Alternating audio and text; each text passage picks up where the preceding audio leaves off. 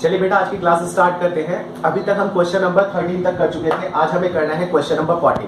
Question number 13 तक हमने देखा था सिंपल एवरेज प्रॉफिट मेथड के क्वेश्चंस हमने देखे थे। आज हमें स्टार्ट करना है weighted average profit method. Last video में हमने वेटेड एवरेज प्रॉफिट मेथड की इंपॉर्टेंस समझी थी और ये समझा था कि वेटेड एवरेज प्रॉफिट मेथड को कब अप्लाई करना ज्यादा बेहतर होता है। अगर प्रॉफिट का कोई ट्रेंड चल रहा हो तो वेटेड एवरेज प्रॉफिट, अगर कोई प्रॉफिट का ट्रेंड ना चल रहा हो, प्रॉफिट में बहुत ज्यादा फ्लक्चुएशंस हो, तो उस कंडीशन में हम क्या अप्लाई करते हैं? उस कंडीशन में हम simple average profit method apply करते हैं। ये मैंने आपको जो चीज बताई थी ये तब है आपकी अंडरस्टैंडिंग के लिए। अगर क्वेश्चन में अगर आपको कुछ ऐसे प्रॉफिट की लिस्ट गिवन है कि हर साल हमारे प्रॉफिट के अंदर फ्लक्चुएशंस आते हैं, बट स्टिल हमें वहां पे वेटेड एवरेज अगर अप्लाई करना है तो आपको वही काम करना होगा। कहीं आप नीचे ये मत लिख के आ जाना कि नहीं प्रॉफिट में ट्रेंड नहीं है तो हम क्वेश्चन को वेटेड एवरेज प्रॉफिट मेथड से नहीं करेंगे। क्वेश्चन आपको अटेम्प्ट करना है, आपको बस आंसर निकालना है। मैंने ये चीज बताई थी कि वेटेड एवरेज प्रॉफिट मेथड को कब अप्लाई करना ज्यादा ठीक होता है। ठीक है बेटा, क्वेश्चन रीड करते हैं और स्टार्ट करते हैं।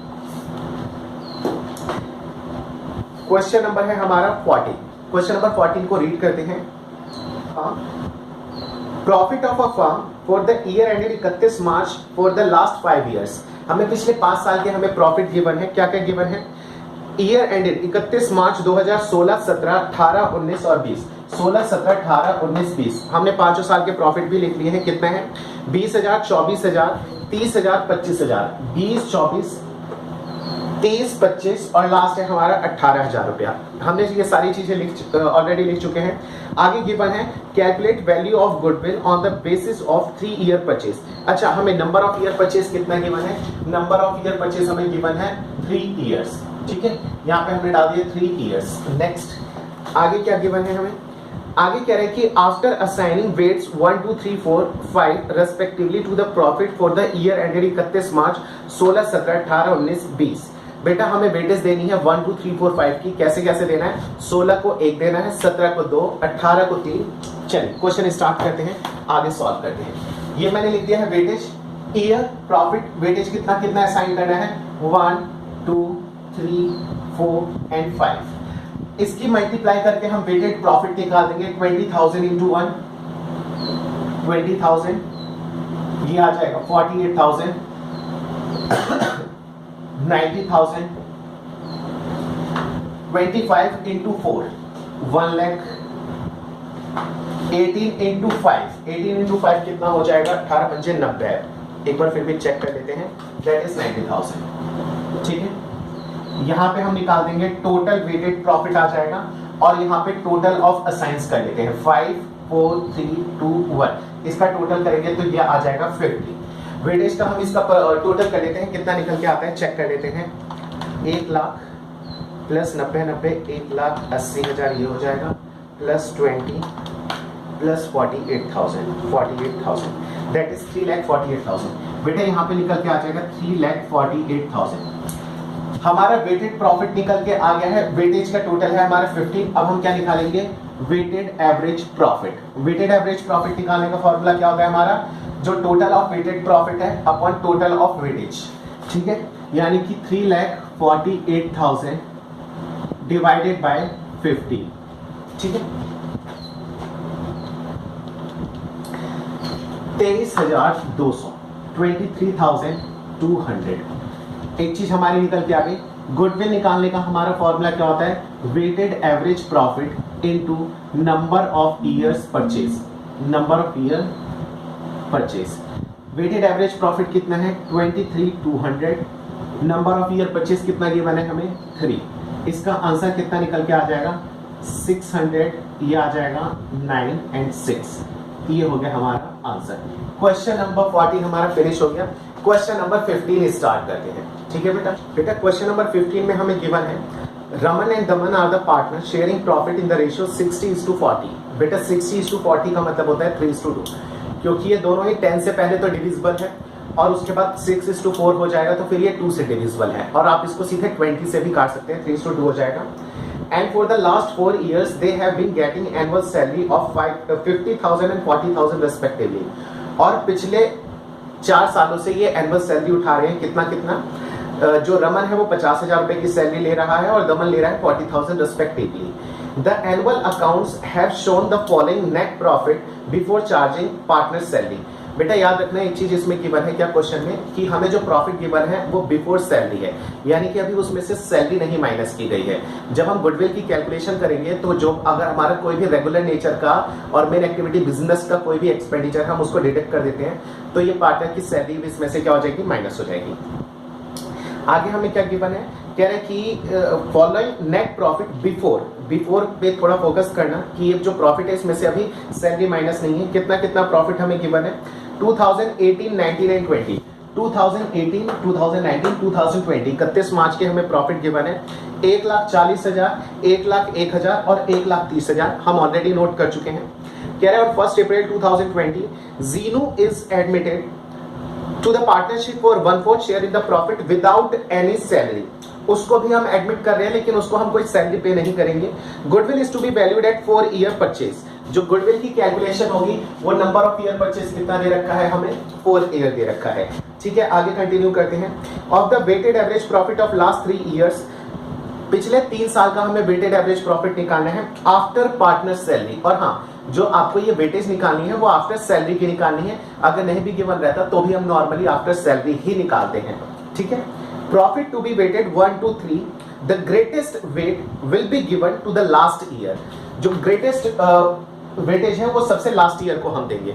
वो हम ऑलरेडी डिस्कस कर चुके हैं कि लास्ट ईयर को वेटेज सबसे ज्यादा क्यों दी जाती है, इसके पीछे क्या कॉन्सेप्ट है वो हमने प्रीवियस वीडियो में ऑलरेडी हम डिस्कस कर चुके हैं बहुत डिटेल में, और एक एग्जांपल के साथ हमने डिस्कस करा था कि उसका क्या इंपैक्ट पड़ता है और क्यों पड़ता है। ठीक है, आगे कंटिन्यू करते हैं। अच्छा, 1 to 3 की वेटेज देनी। बेटा सबसे पहले तो हम सैलरी माइनस करेंगे। हमें जो भी प्रॉफिट गिवन है वो बिफोर सैलरी है। इसे आफ्टर सैलरी बनाने के लिए हम क्या करेंगे, दोनों ही पार्टनर्स की जो सैलरी है वो हम डिडक्ट करेंगे। कितना कितना है, 50,000 एंड 40,000, यानी total 90,000।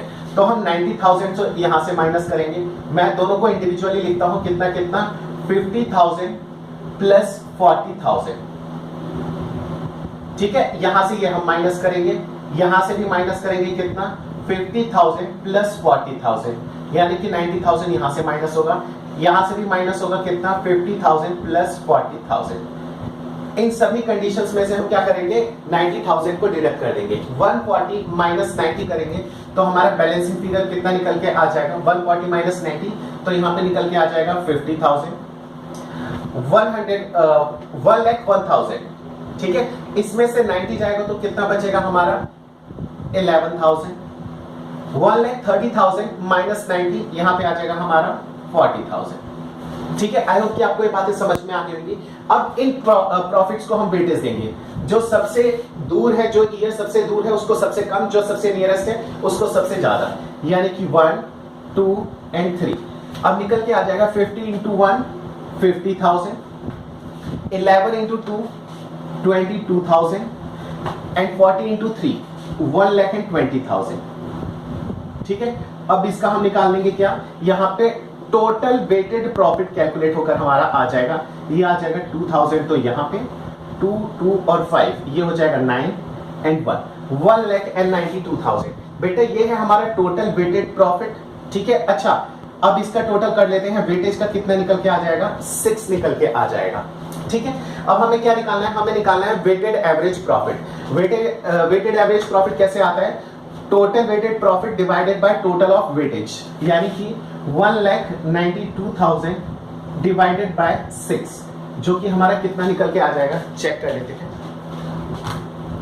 1,92,000 divided by 6 that is 32,000। यहाँ पे आ जाएगा कितना, 32,000। ठीक है, वेटेड एवरेज प्रॉफिट, गुडविल का फॉर्मूला होता है WAP into NOIP, number of year purchase, 32,000 into number of year purchase कितना गिवन है हमें, 4, इसकी 4 से हम मल्टीप्लाई कर देंगे, ये हो जाएगा 8,000 और 4 3 से 12, यानी कि 1,28,000। ये निकल के आ जाएगा हमारा आंसर। आंसर एक बार चेक कर लेते हैं। 15th का आंसर हमारा निकल के आ रहा है 1,28,000, बिल्कुल सही है। ठीक है बेटा, क्वेश्चन नंबर 16 स्टार्ट करते हैं और लास्ट क्वेश्चन है आज की हमारी क्लास का। ठीक है, इसके बाद हम नेक्स्ट वीडियो में इन डेप्थ समझेंगे सुपर प्रॉफिट मेथड का क्या मेथड होता है, उसका कैपिटल एम्प्लॉयड कैसे निकाला जाता है, उसके अंदर एक वर्ड यूज होता है और उसको बहुत इन डेप्थ हम स्टडी करेंगे। ठीक है, चलिए क्वेश्चन नंबर 16 की रीडिंग स्टार्ट करते हैं। Calculate goodwill of a firm on the basis of 3 year purchase of weighted average profit of the last 4 years. हमें गुडविल फर्म की निकालनी है। नंबर ऑफ ईयर परचेज कितना गिवन है 3। ठीक है, हमने नंबर ऑफ ईयर परचेज 3 डाल दिया है।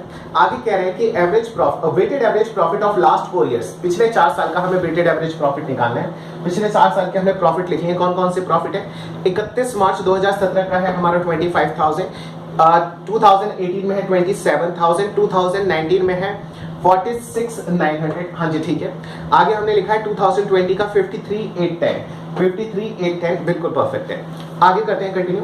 The weights assign to each year 1, 2, 3, 4। हाँ जी, हमें अच्छे से पता है कि जो ईयर सबसे दूर है सब्जेक्ट का, जो सबसे नियरेस्ट है, सबसे ज्यादा उसको हम वेटेज देते हैं। आगे you are supplied following information. अच्छा, इसके अंदर कुछ एडजस्टमेंट है, उसको हम समझने की कोशिश करते हैं। On 1 April 2017 a major plant repair was undertaken. बेटा 1 अप्रैल 2017 को, सबसे पहले ईयर समझते हैं, ईयर कौन सा है? 1 अप्रैल 2017 यानी कि साल का पहला दिन है। ये ईयर एंड कब होगा? 31 मार्च 2018 को। 2018 यानी कि कौन से ईयर की बात कर रहा है? ये बात कर रहा है इस वाले साल की, दूसरे साल जो है हमारा। कह रहे हैं कि एक मेजर रिपेयर किया था 10,000 का, which was charge to the revenue. बेटा कभी भी प्लांट या फिर किसी भी एसेट्स का अगर हम कोई मेजर रिपेयर करते हैं तो उसे हमें कैपिटलाइज करना होता है। कैपिटलाइज करने का मतलब ये होता है कि हमें उसे एसेट्स का पार्ट बनाना है और उसके ऊपर नॉर्मल डेप्रिसिएशन हम चार्ज करेंगे। उस खर्चे को, यानी कि उस रिपेयर का जो खर्चा है उसे नॉर्मल खर्चा मान के सीधे P&L अकाउंट में मत लेकर जाना कभी भी।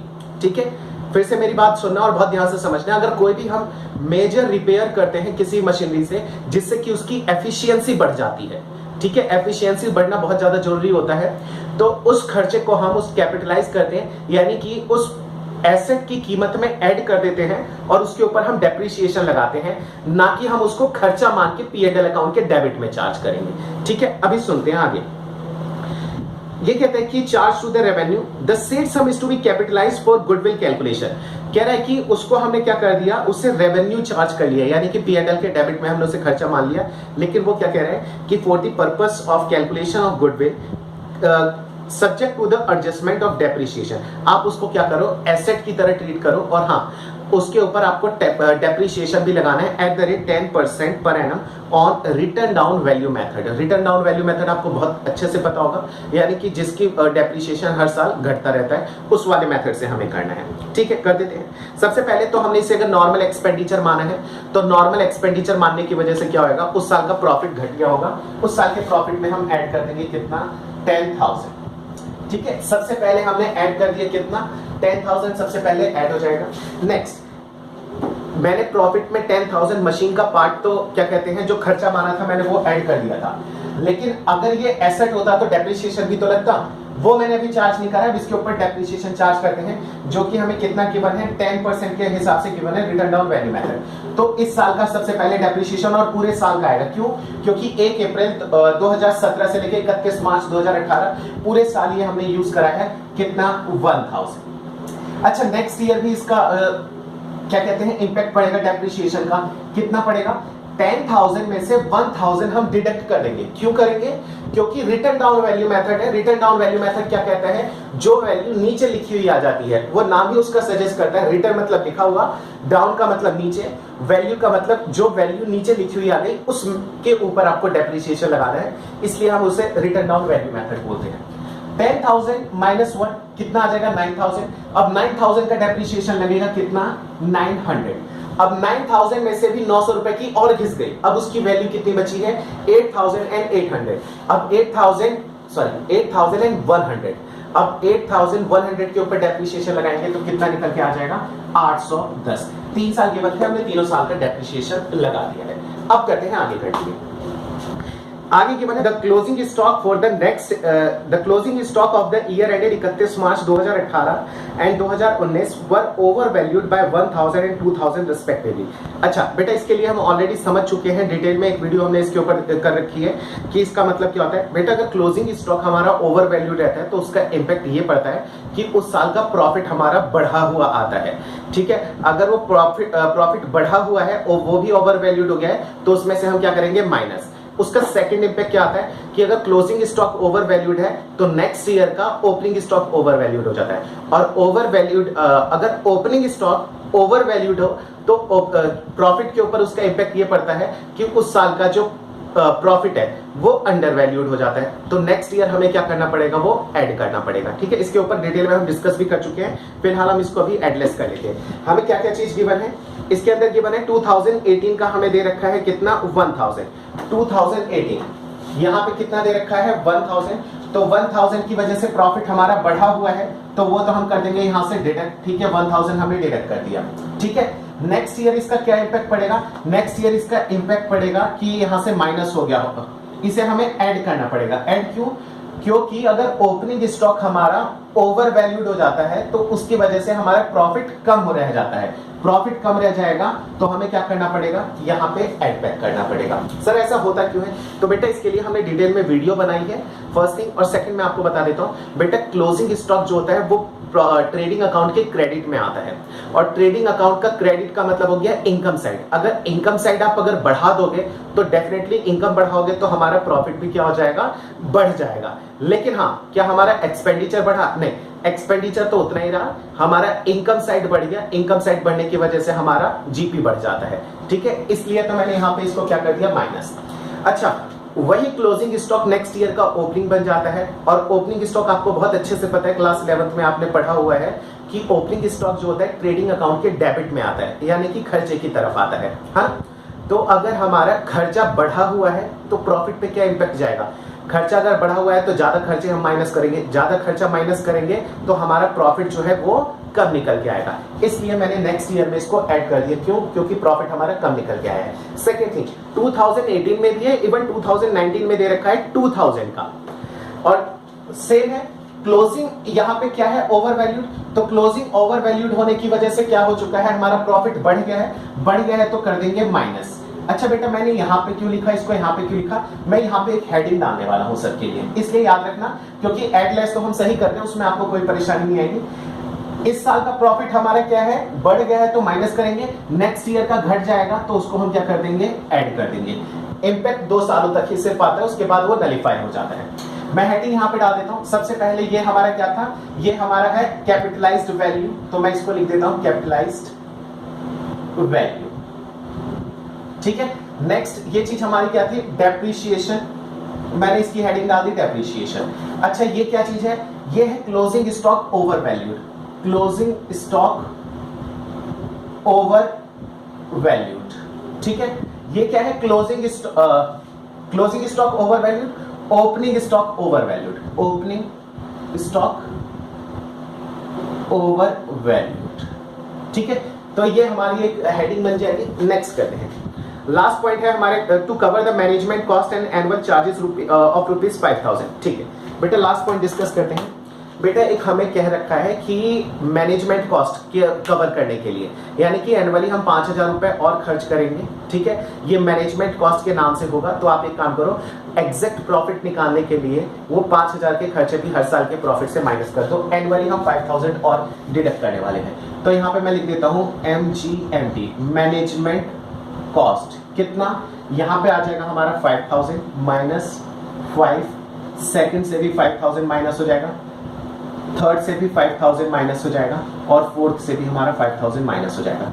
इसके बाद हम निकालेंगे नेट हमारा जो प्रॉफिट बन रहा है वो 25 माइनस 5, यहाँ पे आ जाएगा 20000, यहाँ पे आ जाएगा 27 प्लस 10 माइनस 1 माइनस 1 माइनस 5, यानी कि 27 10 37, 27 37 माइनस 7 30,000,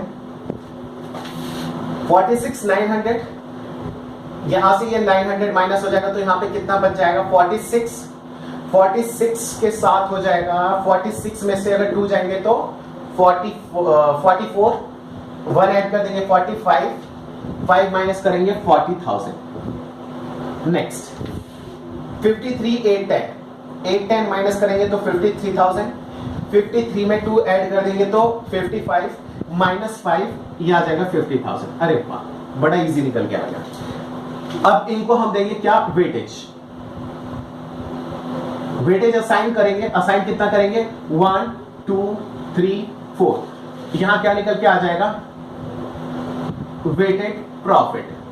वेटेड प्रॉफिट कितना निकल के आ जाएगा, दिस मल्टीप्लाई दिस 20,000, 60,000, 120, 2 लाख। इन सब का हम ऐड कर देंगे तो टोटल वेटेड प्रॉफिट निकल के आ जाएगा। ठीक है, 2 लाख, 320, 320, 380, 4 लाख। अच्छा हाँ, यहां पे हम क्या करते हैं, यहां पे हम इसका टोटल लिखते हैं, 4 3 7 8 9 10, यहां पे आ जाएगा 10। वेटेड एवरेज प्रॉफिट कैसे निकाला जाता है, मैं यहां पे इसको कैलकुलेट कर देता हूं, यहां से समझ लीजिए। वेटेड एवरेज प्रॉफिट आ जाएगा, टोटल कितना है हमारा, 4 lakh divided by 10, 4 lakh divided by 10, that is 40,000। Goodwill निकालने का फॉर्मूला हमारा क्या होता है, गुडविल निकालने का फॉर्मूला होता है हमारा weighted average profit into number of years purchase. ठीक है, वेटेड एवरेज प्रॉफिट कितना आया है, 40,000 into number of year purchase कितना है हमारा 3, यानी कि 1,20,000। ये है हमारा आंसर। एक बार आंसर चेक कर देते हैं।